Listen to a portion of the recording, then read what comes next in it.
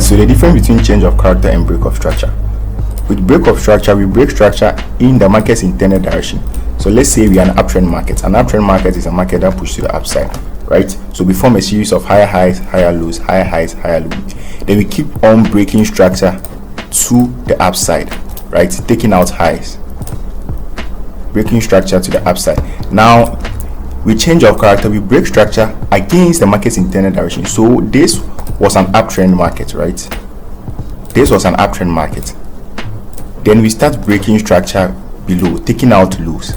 In this case, we have changed character. So with change of character, we break structure against the market's intended direction. We are pushing to the upside, and then we started breaking lows. In an uptrend market, we are expecting the market to break highs. So once we start taking out lows, then we have a change of character. Now the first break is the change of character. Any break after thereof is a break of structure. So they all break structure, but the difference is that with a break of structure, we break structure in the market's intended direction, and with a change of character, we break structure against the market's intended direction.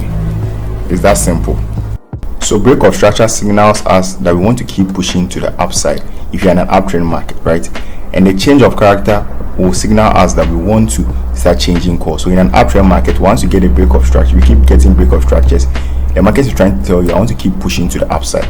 But once we get a break against the market's direction, it's your first indication the market wants to change course, right? And any other break thereafter is a break of structure, since we have already had a change of character telling us the market wants to push down. So now when you start forming a series of lower lows, lower highs, lower lows, lower highs, every other break after thereof will be a change of character, will be a break of structure and not a change of character.